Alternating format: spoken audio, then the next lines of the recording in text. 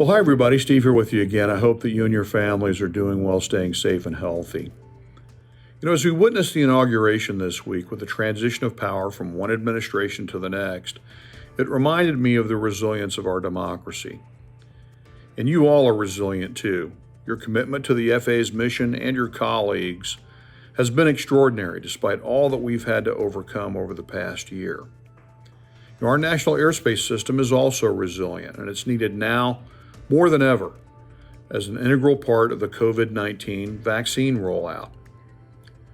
Now, as you know, COVID-19 has impacted FAA people at numerous facilities, including hundreds of our air traffic control facilities, and this has caused some disruptions occasionally to our air traffic operations. Now, our goal from the start of the public health emergency was to be agile and resilient to deal with evolving conditions, just like we always do, by using all the tools and resources that we have to minimize any impact and to consistently learn from our experiences to improve our planning and our response to events.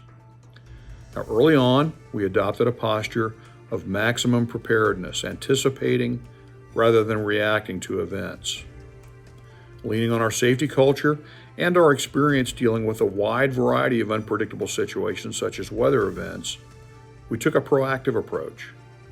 Our primary mission is ensuring the safety of the traveling public. The safety of our workforce is vital to accomplishing that mission.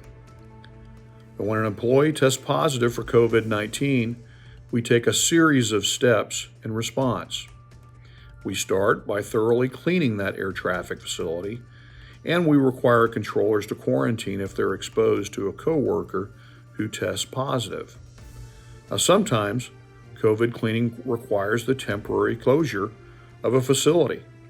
Other times, controller quarantining results in a lack of available staffing.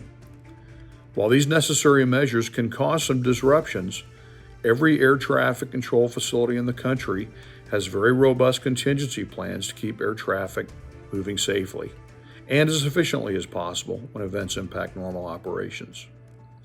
The tools and strategies that we use include things like slowing the flow of aircraft in the affected airspace, transferring the airspace to another facility, or routing aircraft around the airspace. Now, when we have to take steps like this, we try to do it when air traffic is at its lowest volume to reduce the impact on system efficiency. Now, we've learned a lot based on our experiences since the start of the public health emergency. For example, we've greatly reduced the amount of time that our facilities remain closed for COVID-19 related cleaning, from 6 to 8 hours down to as little as 1 currently. Additionally, each of the FAA's air traffic control centers has developed contingency routes for use when the facility has to temporarily close for COVID cleaning. And we developed a public-facing facility status map on FAA.gov, which enables the public to get constant updates and reinforces our resilient posture. It's proven to be very popular, more than 665,000 views so far. Now, recently we began a new program in which we're doing daily scheduled deep cleanings at a few facilities, regardless of whether they recently experienced COVID cases. This proactive cleaning routine revolves around slow traffic periods, which helps us increase employee safety while reducing operational impacts. Cleaning crews are also using new solutions that can allow some of our controllers to continue to work while the cleaning takes place.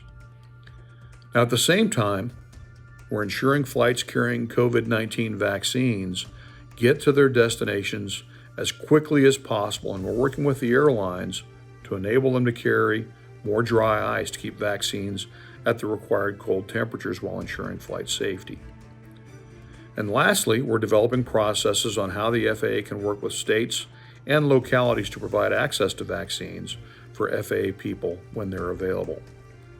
Now, I encourage everyone who has the opportunity to get a vaccine to do it as soon as you're able within your community. If you've got a medical clearance or certificate, you'll need to coordinate your vaccination time with your manager to ensure that you can be off duty for 48 hours after each dose.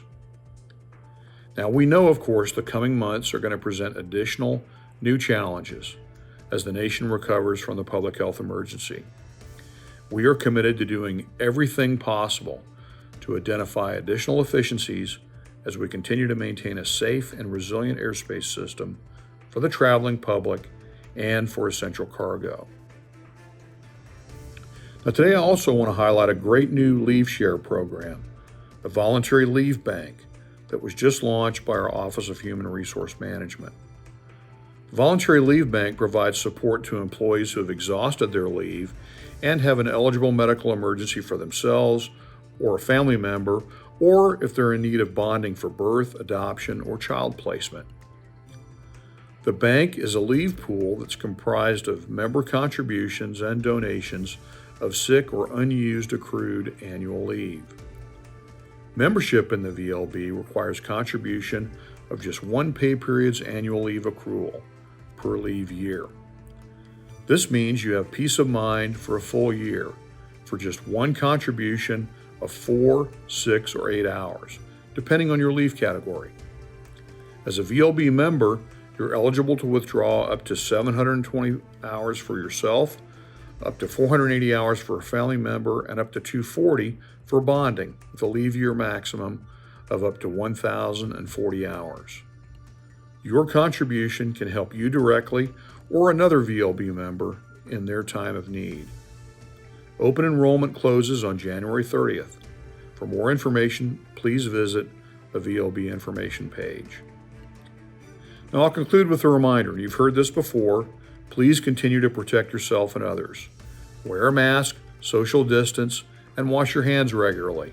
And if you're not feeling well, for whatever reason, or if you develop any of the symptoms that the CDC identifies with COVID-19 or the flu, or if you're waiting for test results due to a possible exposure to someone with COVID-19, please stay home.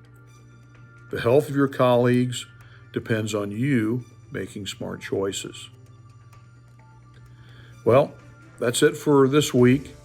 Again, thanks for your leadership, your commitment, and your dedication to aviation safety, to the FAA, and to our nation.